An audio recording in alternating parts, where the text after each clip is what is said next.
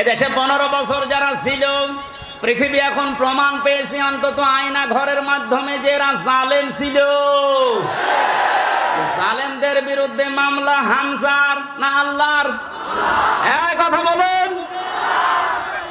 এটা নির্দ্বিধায় এখন বলতে পারি এদেশের দায়িত্বে যারা ছিল, বিশেষ করে 1734 জন মানুষ, একেবারে ওই উপর থেকে শুরু করে, আমি নিস্টার বললাম না, এ পর্যন্ত 1734 জন মানুষ দায়িত্ব পালন করেছে মেন জায়গায়। এই 1734 জন প্রত্যেকেই জালেম এবং জালেমের সহযোগী। এরা সব হামজার মামলার আসামি। কার? বলেন বলেন। আল্লাহর মামলার আসামি, যিনি নিজে রায় দেবেন, নিজে বিচারপতি, তিনি বাদী। যে মামলার বাদী যত কঠিন হয়, শক্ত হয়, মামলা কিন্তু এরকম ঝামেলায় পড়ে। আমি তো বলেছিলাম আমার মামলা যদি রবিউল জাহাঙ্গীর স্যারের মতো এইরকম মানুষকেও মামলা দিত, টাকা পয়সা দিয়ে কবে আমি বের হয়ে চলে আসতাম। কিন্তু এমন মানুষ মামলা দিয়েছে, টাকা তো খাবে না, কারণ টাকা খেতে খেতে আর জায়গা নেই। তার পিয়নেরই 400 কোটি টাকা। কথা বলছে না, আমার কাছে আর কয় টাকা খাবে? এই জন্য সিএমএম কোর্ট, জজ কোর্ট, হাইকোর্ট মিলিয়ে আমার মামলাটা 30 থেকে 31 বার উঠেছে, এরপরও জামিন হবে না। বলেন তো কোথায় পৌঁছিয়েছে বিচার ব্যবস্থা? একটা মূল্য চুরি মামলা। মূল্য চুরি না, মূল্য চুরি করলে একটা অপরাধ হয়, আর আমার যে কিচ্ছু জানি না ওই বিষয়ে। কোন পাগল ছাগল নাকি একটা কাঁচি, ধান কাটা কাঁচি নিয়ে গেছে সংসদ ভাঙার জন্য। ওরে কালকে হাজির করেছিল কোর্টে। আমার পাশে দাঁড়িয়ে, ওই আমার চেনো? বলছে না। আমার নাম বললে কি করি? বলছে আমারে বলতে বলিস। জজ সাহেব যে হাসছিল কালকে পরশুদিন, একেবারে খালাস দিয়েছে এমনি না। বলছে আমি কি দেখে বিচার করবে মামলার? কোনো মাল ম্যাটারেস নেই, যা সব শেষ করে দিলাম, মামলা বলতে আর কিচ্ছু নেই। অথচ কয়েকদিন আগে সিঙ্গাপুর গিয়েছিলাম। এদেশের জালেম যারা ওই দেশে এখন আশ্রয় নিয়েছে, ওরা ওই দেশের মন্ত্রণালয়ের কাছে, পররাষ্ট্র মন্ত্রণালয় যারা দায়িত্বে আছে, ওদের কাছে নালিশ দিয়েছে হামজার নামে, যে ওর মামলা আছে বাংলাদেশে আর ওই এই দেশে আছে। কথা বললো কি করে? শয়তানি করার জায়গায় দেশে আর পাচ্ছে না, এখন বাইরে শয়তানি করছে। মামলা যেহেতু পরশুদিন মিটে গেছে, ওইটা এখন আমি পররাষ্ট্র মন্ত্রণালয়ের মাধ্যমেও ইংলিশে ভার্সন করে আমি পাঠাচ্ছি। এবার নেন ঠেলা। যারা উল্টা নালিশ দিয়েছিলেন, দেখবে যে না এত বেকসুর খালাস পেয়েছে, আদালত একেবারে সব জেনে শুনে খালাস দিয়েছে, তো নির্ভেজাল মুক্ত, এর কোনো দোষ নেই। যারা এই দোষ দেওয়ার জন্য ওই দেশে নালিশ দিয়েছে, তারা এবার বিপদে পড়বে না? যে এই দেশে আর থাকতে পারেননি, পালিয়েছে, ওই দেশেও আর পারবে না, আবার আসবে, কুকুরের মতো পিটিয়ে মানুষ মেরে ফেলবে।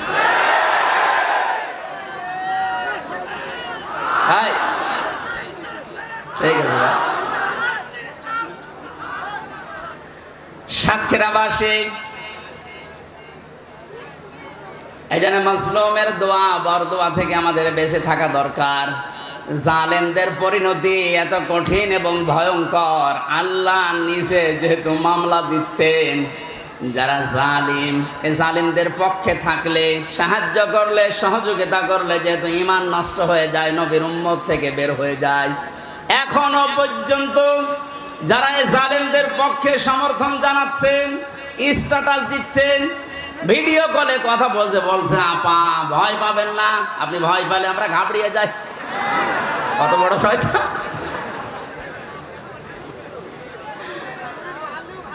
আমার তো মনে হয় ওর ভিডিওটা আমি দেখলাম, শয়তান তো আমি দেখিনি, যদি দেখতাম মনে হয় শয়তান ওরকমই হইতো।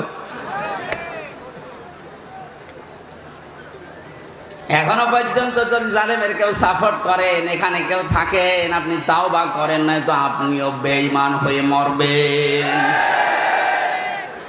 সুতরাং জালেমরা যা ভেবেছিল যে আমরা ক্ষমতা পেয়েছি, মনে হয় আল্লাহ আমারে দয়া করে দিয়েছে। আমারে যখন প্রথম সে 11 সালে 10 সালে গ্রেফতার করে, আমি সুদের বিরুদ্ধে কথা বলেছিলাম, তাই মসজিদ থেকে ধরে নিয়ে গেল যে উনি শিবির করে, শিবিরের ক্যাডার, রক কেটে বেড়ায়।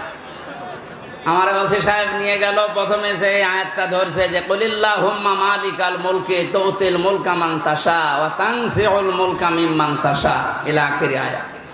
উনি টেবিলের নিচে এভাবে খাতা রেখে বাংলায় লিখে নিয়েছে, আমার সামনে বসিয়ে বলছে হুজুর এই আয়াতটার বাংলা বলেন তো। ঠিক আছে বলছি। আল্লাহ পাক বলেন যাকে ইচ্ছা আমি ক্ষমতা দেই, যাকে ইচ্ছা ক্ষমতা থেকে নামিয়ে দেই। এতটুকু বলার পরে বলছো হুজুর দাঁড়ান, যা বললেন এটা ঠিক আছে না? হ্যাঁ, এটাই তো কোরআনের অর্থ। হাসিনাকে আল্লাহ ক্ষমতায় বসিয়ে রেখেছে, এটা আল্লাহ রেখেছে, আপনারা ঝামেলা করেন কেন? কোথায় টান দিয়েছে দেখেছে, কত বড় মুফাসসির।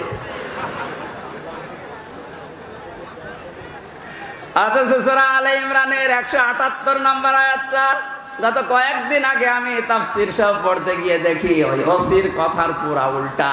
আল্লাহ বলেন কাফের জালেম এদেরকে আমি ক্ষমতার চেয়ারে বসিয়ে রাখি যেন ওদের পাপের মার তা পরিপূর্ণ হয়ে যায়।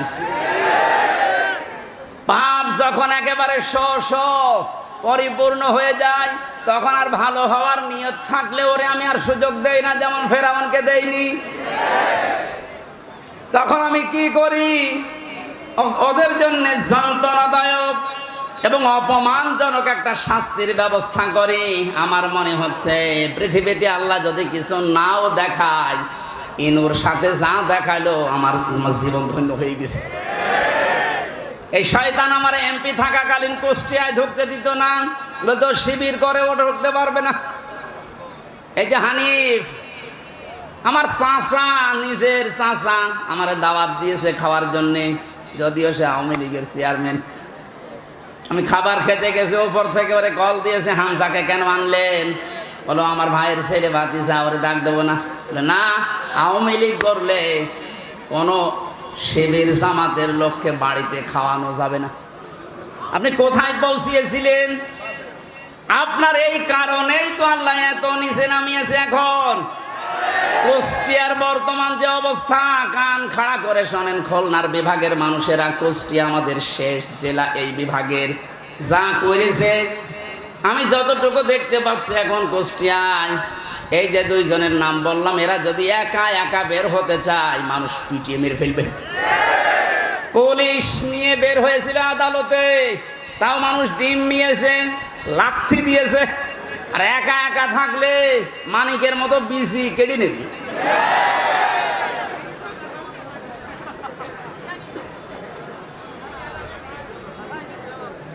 এখানে জালেমদের কিন্তু পরিণতি খুব খারাপ। তারা আল্লাহর মামলার আসামি, তাদের দুনিয়াও শেষ, আখিরাতও শেষ। এক কথা বলেন না কেন? দুনিয়া শেষ কেন? আল্লাহু লা ইয়াহদিল কওমাজ জালিমিন। জালেমদেরকে আল্লাহ পথ দেখাচ্ছে না, দেখাবেও না। ইয়াহদি এটা মোজারে, বর্তমান, ভবিষ্যৎ, প্রেজেন্ট, ফিউচার। কোন জালেমকে আল্লাহ হেদায়েত দিচ্ছে না, দেবে না। এজন্য আমরা যেন জালেম না হয়, নারী হোক আর পুরুষ হোক, কোনো বিষয়ে যেন জুলুম করবেন না। অনেক মহিলা আছে তার স্বামীর উপরে জুলুম করছেন। হ্যাঁ আছে। মেয়েরা মাঝে মাঝে কল দিয়ে বলে হুজুর পুরুষদের বিরুদ্ধে কিছু বলেন না। না, আপনাদের বিরুদ্ধে বলছি এই কারণে, কারণ আপনার যে স্বামী যত খারাপ হোক ও কিন্তু ফেরাউনের মতো না। ফেরাউনের জীবনে আমি পড়েছিলাম, এত বড় শয়তান ভয়ঙ্কর স্বামী পৃথিবীতে কারো ভাগ্যে আসবে কিনা আমি জানি না।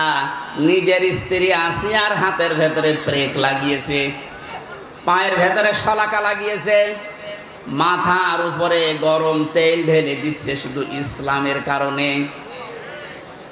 এই কপালের ভেতরে ব্রেক দিয়েছে। এ কঠিন অবস্থায় যখন এই শাস্তি চলছিল, আল্লাহ জিবরাইলকে পাঠিয়ে দিলেন, জান্নাতটা মেলে ধরো।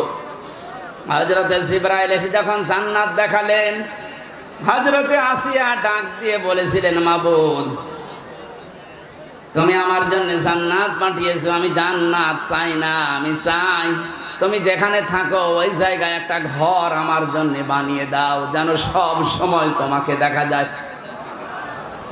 দ্বিতীয় নম্বর, একটু ভালো করে মেয়েরা, এটাই আপনার ওয়াজ। দ্বিতীয় নম্বর তিনি বলেছিলেন, ওয়ানাজ্জিনি মিন ফিরআউনা ওয়া আমালিহি ওয়ানাজ্জিনি মিনাল কওমিজ জালিমিন। সূরা তাহরিমের 12 নম্বর আয়াত। হযরতে আসিয়া বলেছিলেন, মাবুদ, আমার স্বামী আমার উপর যে অত্যাচার জুলুম করছে, লোকজন দিয়ে নিজেও দেখতেছে, তুমি এই জুলুম অত্যাচার থেকে আমাকে বাঁচাও, কিন্তু আমার স্বামীর উপরে তুমি গজব দিও না। ও বাংলার মা বোনেরা, আমি আপনাদেরকে ভালোবাসি, কারণ যে 4টা কারণ না মানলে মেয়েরা জাহান্নামে যাবে, তার 3 নম্বরে এইটা। স্বামী যাদের আছে, এই মানুষগুলোকে যারা জায়েজ পন্থায় খুশি করতে পারে না, ওই মেয়ে লোক নামাজ রোজা হজ যাকাত করলেও জাহান্নামী। অনেকে এটা হয়তো বোঝেন না, বা বোঝার পরেও না জেনে না বুঝে ভুল করছেন।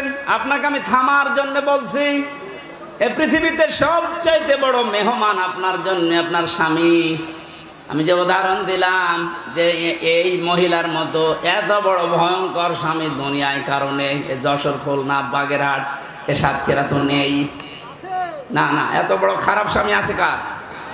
আছে মানে আপনি কি এরকম নাকি?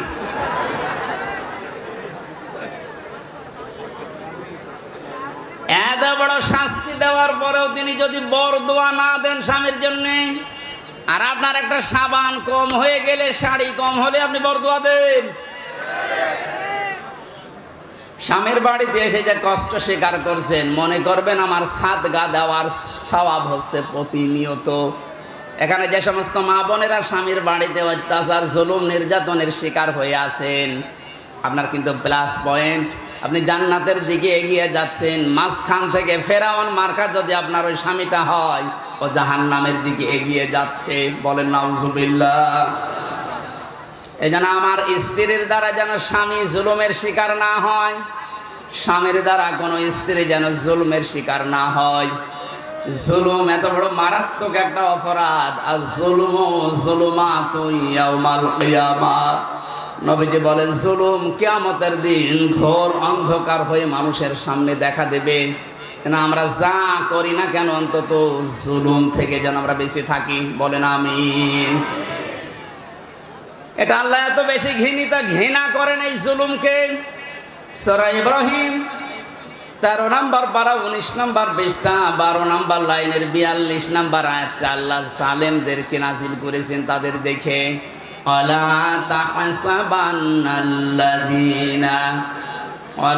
তাহসাবান্নাল্লাহা গাফিলান আম্মা ইয়ামালুজ জালিমুন। রব্বুল আলামিন বলেন, নবী আপনি কি মনে করেন যে জালেমদের সম্পর্কে আমি কোনো খোঁজ খবর রাখি না? আমি সব চাইতে বেশি খোঁজ রাখি জালেমদের কাজের উপরে। এই জন্য জালেম বিদায় নিয়েছে।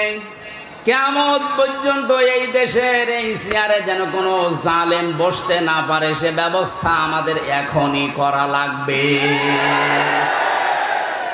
আমার কথার অর্থ যদি না বুঝে থাকেন, ঝড়ি কোদাল নিয়ে আসেন। কথা বুঝতেছেন? পৃথিবীতে কেন জালেম